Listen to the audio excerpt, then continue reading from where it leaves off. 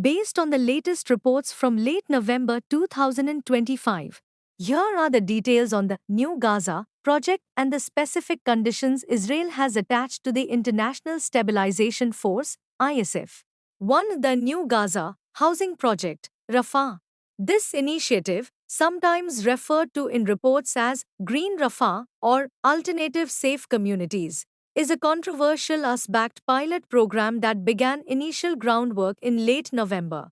Location: the compounds are being built east of the Yellow Line, the new demarcation line for Israeli military withdrawal. Specifically, construction is focused on the outskirts of Rafah, near the Egyptian border. The plan: the project aims to build rapid, temporary housing communities for approximately 20,000 to 25,000 displaced Gazans per compound.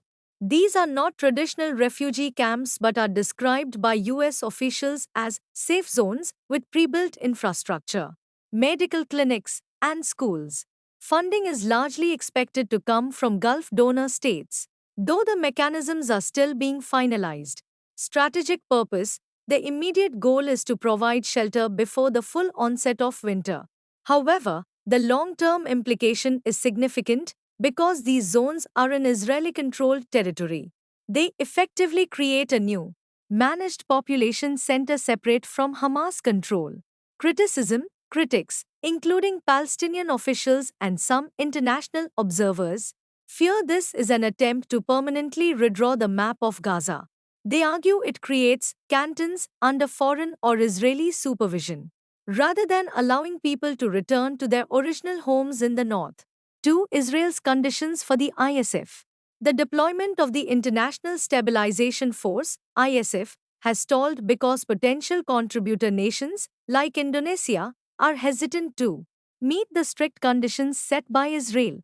Israel has made its approval of the force contingent on a mandate that goes far beyond traditional peacekeeping. Israel's specific demands include active disarmament mandate. Israel insists the ISF cannot be a passive observer. It must actively search and decommission weapons.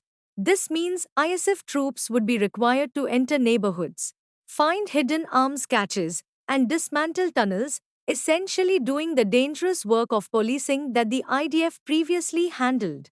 Rapid intervention capability: the force must be heavily armed and authorized to use lethal force, rapid intervention capabilities, to suppress any resurgence of Hamas or Islamic Jihad activity immediately. Israel retains override authority. Israel demands the right to maintain a security envelope around Gaza. This implies that if the ISF fails to act against a threat, the IDF retains the right to re-enter those zones to neutralize it. Vetting of troops: Israel has reserved the right to veto troops from specific nations it views as hostile. This has created a deadlock regarding Turkey, whose offer to send a brigade is currently blocked by Israeli negotiators, whereas troops from countries like Indonesia or Azerbaijan are viewed more favorably, provided they accept the disarmament mandate.